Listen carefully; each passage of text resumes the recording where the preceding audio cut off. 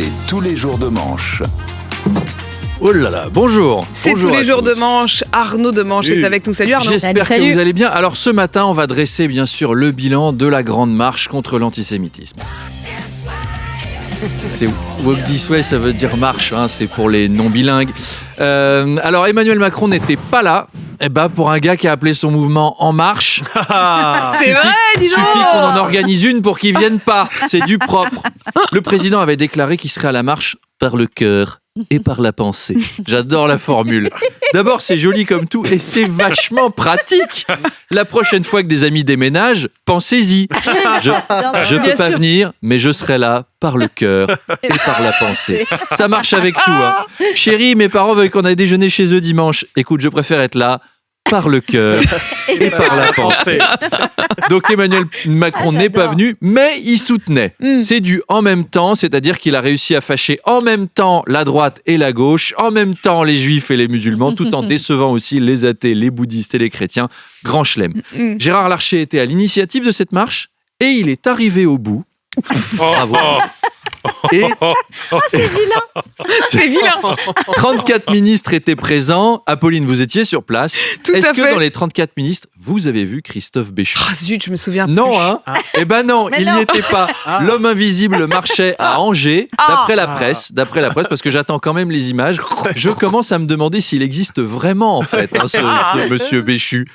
Par contre, Apolline, je vous ai vu interroger Anne Hidalgo. Oui, tout à fait, Je voulais pour vous BFM remercier. TV. C'est sympa de l'avoir empêché de nuire à Paris en l'occupant comme ça pendant 3 minutes. C'est pas grand-chose, J'ai fait de mon mais mieux, Arnaud. c'est énorme. J'ai vraiment fait de mon mieux.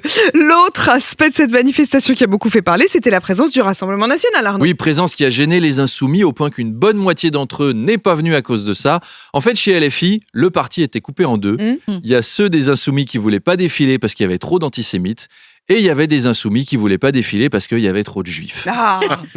François Ruffin voulait y aller, mais sans risque de se faire filmer à côté de l'extrême droite. Donc il a marché, mais à Strasbourg.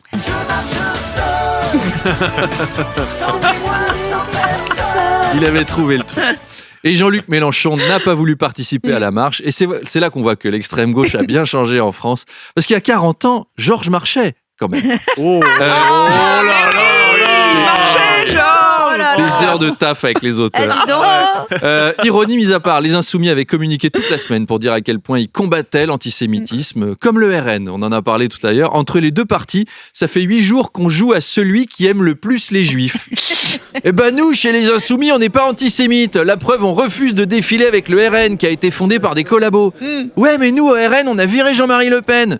Ouais, mais nous, chez LFI, on a racheté l'intégrale de Patrick Bruel. Et on va envoyer Adrien Quatennens faire Vendredi tout est permis avec Arthur et il sera déguisé en Eli Kakou. Oui, mais nous, au RN, on est encore plus juifs que vous parce que nous, on aime l'argent. La preuve, on en a détourné plein au Parlement européen. Ça dérape, oh là là, ça dérape. Attention, ils reviennent vite aux fondamentaux. Exceptionnel. Marine Le Pen a donc défilé contre l'antisémitisme. Eh ben, dites donc. Jean-Marie Le Pen, il aura vu sa fille dans une Aïe. manifestation pro-juive. Il a dû se retourner dans sa tombe.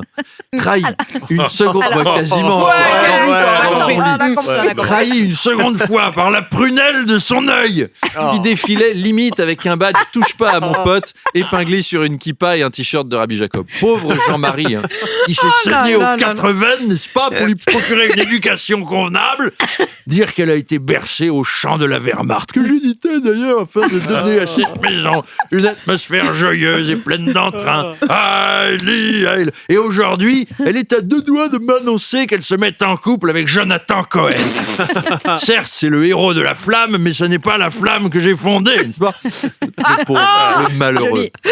Alors tout à fait autre chose, Oui. Arnaud. Emmanuel Macron a annoncé vendredi, au moment de la clôture d'un sommet sur les pôles et les glaciers à Paris, la construction d'un navire français de recherche polaire. Oui, un navire qui portera le nom de Michel Rocard. Ce sera le Michel Rocard du nom de l'ex-premier ministre. Oui, D'accord. c'était le premier Ah oui. ambassadeur. C'est vrai, pour les on s'en pôles. souvient maintenant. Ben oui. J'avais oublié Après, un il y a peu. eu Ségolène Royal et moi, j'aurais choisi un autre ancien Premier ministre pour se donner le nom au bateau. J'aurais pris Alain Juppé, moi. Car c'est vrai que avec les femmes, pardon, j'ai souvent brisé la glace. Je le dis dans mon livre, Madame de Malherbe, j'aime les Brise-glace. femmes.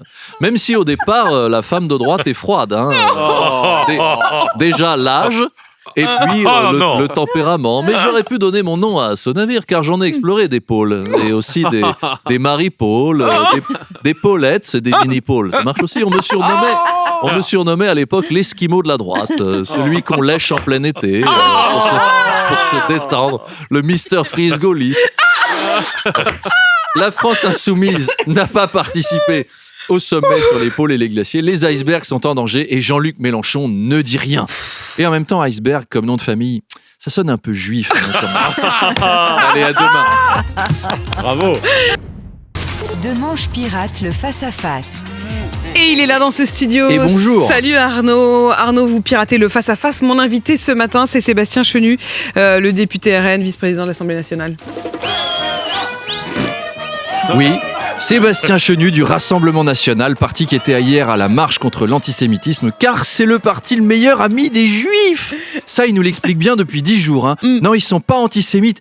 Ils adorent les Juifs. La semaine dernière, ils étaient tous à deux doigts de nous dire que le parti avait été fondé par Jean-Marie Lopenstein, un jeune marchand de tissus venu de Tunisie qui s'est ensuite installé en Bretagne pour vendre des coiffes à des bigoudaines. La vérité, je te fais la coiffe en dentelle à 20 francs, n'est-ce pas ?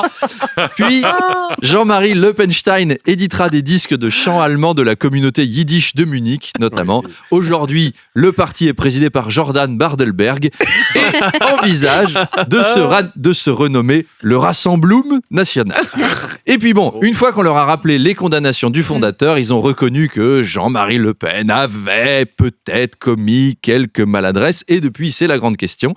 Le RN est-il, comme le FN, antisémite ou est-ce de la dissimulation ? J'en discutais au comptoir d'un PMU hier avec un militant qui me disait si le Rassemblement national il est plus raciste et il est plus antisémite, ça sert à quoi de voter pour eux ? Et on sent que ça fait des déçus, cette histoire-là. Historiquement, le FN a été fondé par de nombreux collabos. Après, tout le monde évolue, j'ai envie de vous dire. Hein. Il paraîtrait même, Apolline, que le Parti socialiste était de gauche à sa création. Mais si, on m'a raconté ça. La légende. C'était pour le monde ouvrier, la légende exactement. C'est vous dire, le monde change. Donc on va voir où ils en sont avec Sébastien Chenu. Rendez-vous à 8h30.